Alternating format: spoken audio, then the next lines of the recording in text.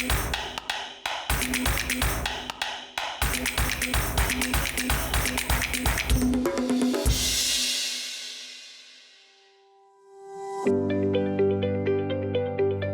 għall-adolescenti u żgħażagħ titlob impenn straordinarju. Lauren Vella ltaqat magħna sabiex tiftħilna tieqal fuq il-kitba għall-etajiet iż-żgħar, b'ħarsa partikolari lejn it-triloġija ċelebri tal-Fiddien, miktuba flimkien ma' Simon Bartolo. It-triloġija tal-Fiddien hija storja mifruxa fuq 3 volumi. 3 volumi jisimhom Saq l-Infern, Witwirdin u l-Ġnien tad-Dmugħ.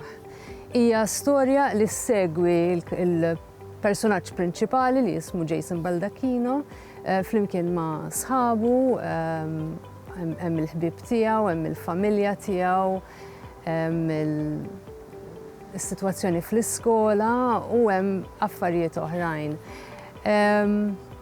Huwa romanz li jissejjaħ romanz fantastiku għaliex hemmhekk naraw li għandek ir-realtà ta' Malta dan inkiteb fil-bidu tal-2000iet u l-istorja sseħħ fil-preżent, però fil-fatt nindunaw illi fil-verità l-istorja tmur lura ħafna iktar minn hekk.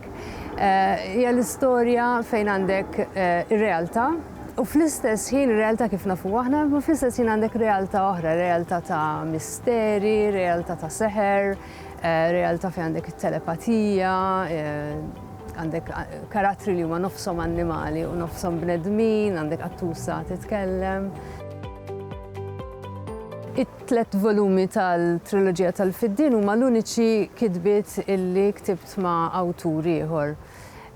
U kien interessanti ħafna bħala proċess kien edukattiv ħafna li hija tallimt ħafna kienu l-ewwel kitbiet tiegħi.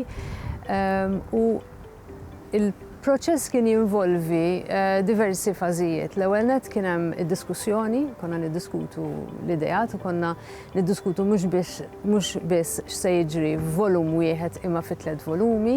Konna niddiskutu kif ħajjiżviluppaw il-karattri għax il-karattri jibdew fl-ewwel ktieb għandhom it-tfal il-prinċipali għandhom 13-il sena u ma' kull ktieb qed tgħaddi sena, ġifieri bejn 13 u 15-il sena. Allura stajna naraw kif ħajżviluppaw il-karattri, kif ħatiżviluppa l-istorja, il-plot, is-sekwenza tal-affarijiet, kif ħajseħħ u kienet importanti għalina wkoll illi kull volum jista' jinqara wkoll waħdu għalkemm l-istorja tinfirex fuq 3 volumi, kull volum huwa wkoll storja għalih.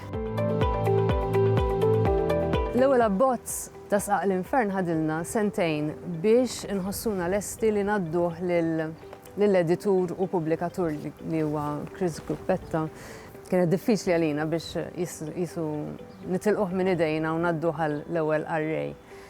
Bara hemmhekk malli għadda f'idejn l-editur indunajt kemm il-proċess tal-editjar huwa proċess u fażi importanti ħafna fil-kitba, għax malli jinqara minn xi ħadd li tista' tafda u li qed jipprova jaqrah b'tali mod biex jara kif l-aħjar jgħaddi għall-arrej, hemmhekk tibda jibdew jiġu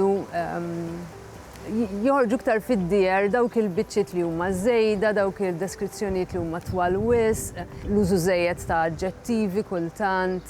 Sansitra anke kien hemm karattri sekondarji li tneħħew sal-aħħar abbozz għaliex ma kienu qed jgħinu xejn lill-istorja, anzi kienu qed jitelfu għax qisu l-passi majna minħabba fihom.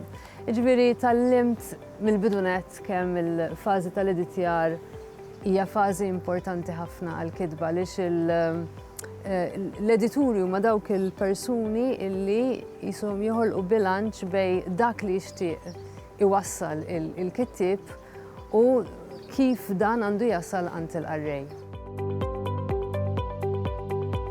L-erba' filgħaxija wara li Jason kien lesta x-xogħol tal-iskola, bagħat xi ftit emails lil sħabu jgħidilhom li kienet ma kellux rigal għal Tommy u tefa' l-kompjuter għax ma kellux aptit jiċċettja.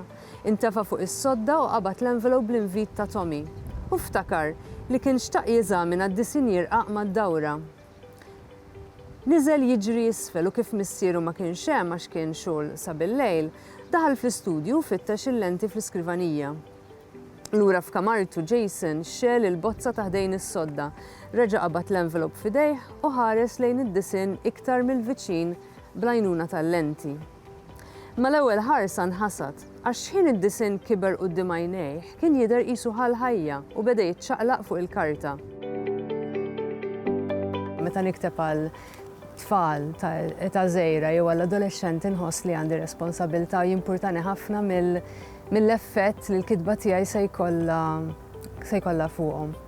Dak huwa żmien fejn dak li qed jaqraw ħajaffettwahom għall-bqija ta' ħajjithom, ħajaffettwahom fid-deċiżjonijiet li jieħdu, pereżempju f'Magra Mater fejn it-tibdil fil-klima huwa wieħed mis-suġġetti prinċipali. Hemmhekk jistgħu jieħdu impenn waqt li qed jaqraw biex jaraw kif jistgħu huma stess fil-futur jevitaw li jaggravaw is-sitwazzjoni li diġà qegħdin fiha.